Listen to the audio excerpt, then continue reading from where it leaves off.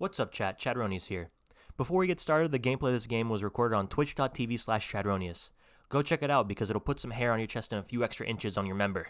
It's 100% scientifically proven. Deadspace.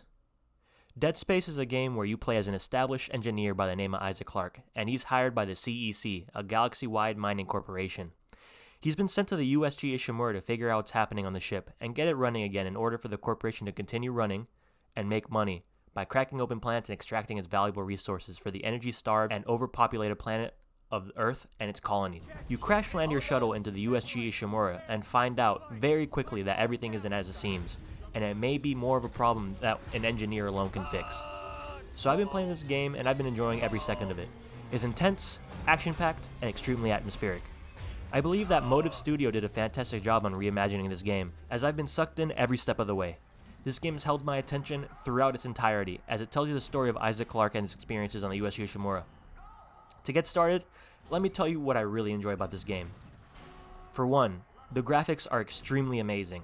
Compared to the first Dead Space, this game has a wonderful overhaul in the graphics department, making everything look more modern and up to snuff.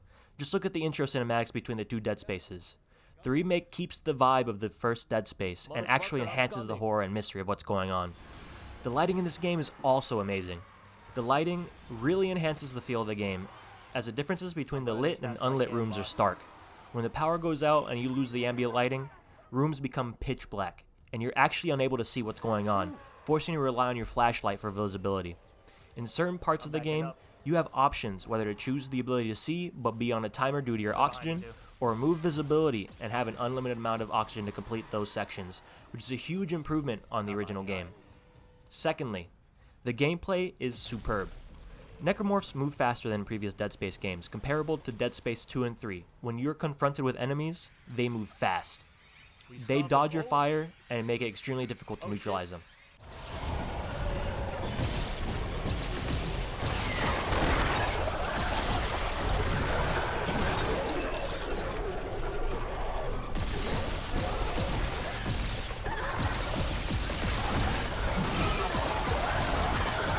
Enemies in this game use a variety of tactics to attempt to take you out.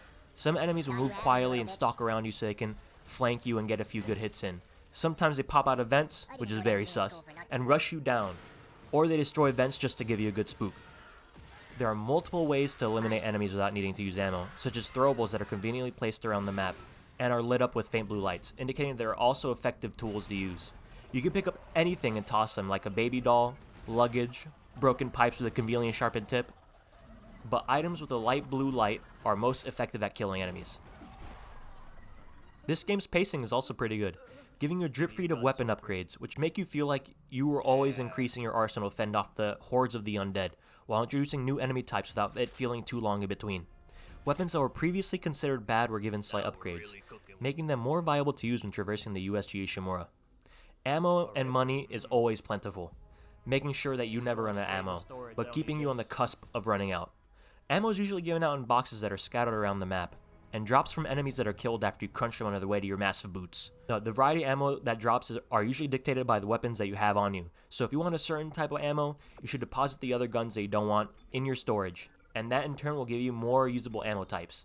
I played through this game on hard mode, using only the plasma cutter, and by the end of the game, I ended up with about 400 plus rounds of cutter ammo. You can unlock different types of ammo that can be purchasable through the shop when you pick up a new weapon as well. So if you have extra cash that you don't want to spend, you can invest that into bullets or meds. The turret section in the previous Dead Space game was also removed and replaced by a much more palatable section of calibrating turrets by aiming and destroying meteors, which was leagues better than having your life prematurely ended because you accidentally let a few rocks slip past your crosshairs. So, saving in this game also feels really good. It feels like something that hasn't been done before in any other game.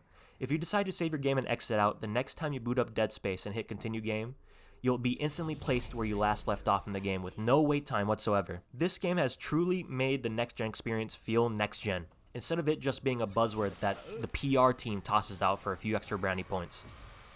The story, pretty good. If you played the original Dead Space game, Not much of the story has changed, but they've added a few details in order to give you more fleshed out picture.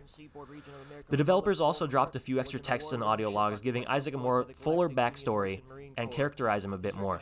Furthermore, in Deadspace, Isaac now has the voice of voice actor Gunnar Wright, who also voiced Isaac Clarke in Deadspace 2 and 3, instead of leaving him a silent protagonist, which makes the story flow more smoothly compared to the original game, where dialogue was a little stilted as the main character was a silent protagonist, unless you stomp on people. Yeah, first I've heard from her in weeks. We're 5 minutes out. You still got that thing on repeat. Guess you really miss her.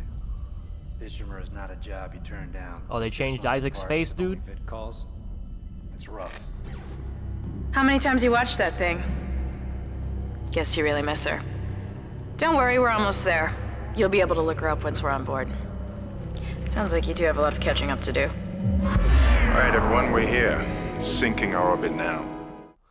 The main character's model has also been changed to the face of the voice actor Gunnar Wright as well. Although the model looks more amazing, it was a little jarring to see the schlubby face of Isaac be changed into someone more youthful and handsome, but I quickly got used to it and began to enjoy it. If they make Isaac look more haggard in the future remakes, should they decide to make it, I would be really on board. The developers on this game also changed around some of the dialogue of the supporting cast to make them actually more supportive and lifelike, compared to the original game where they were flatter and more one-dimensional. An issue that I have with a Dead Space remake are the map and store controls. You feel that this game was made for consoles when you open up your inventory map, or open up the shop, as you're not able to use your mouse or to highlight objects. The scroll wheel is the only way to cycle through items using the mouse, but your second choice is to use the arrow keys. Same goes with the map. You can only control the map with the arrow keys, and you can change floors after hitting T and selecting that you wish to choose floor selection on the menu, instead of allowing you to click and drag your map around the screen. The second issue that I have with this game is the game stability. I'm currently playing on a GTX 3070 Ti and I have R5800X, which is quite beefy. While this game held steady in many of the areas of the game, I will say the game definitely stutters here or there, making the game feel a little jittery. Also, while I was at the end of the game, for some reason my FPS began to tank, and it brought me down to 30 FPS or lower, making the ending section feel pretty chunky and slow. For the most part though, the game ran smoothly enough to keep me immersed in this grimdark world. So, all in all, I think this game is a must-get. It adds on the previous game while giving it a beautiful graphical overhaul, adding in some extra content to flesh out the world. While I personally think $60 is a little too pricey for the remake of the game, I think it could have been slightly discounted for the owners of the original game, but the developers delivered and kept the spirit of the original while making it more visually appealing and immersive. If you haven't played any of the original Dead Space games, then this game is the right choice to get yourself into this dark universe, hands down. I'd highly recommend this game to friends that are looking for a horror action survival game. This game, for me, gets a 9 out of 10. It's only deducted 1 point because of the slight performance issues and the fact that there are a few janky controls when attempting to use a store map. But other than that, perfect. Thank you all for watching, and I'll be seeing you guys in the next video. Peace!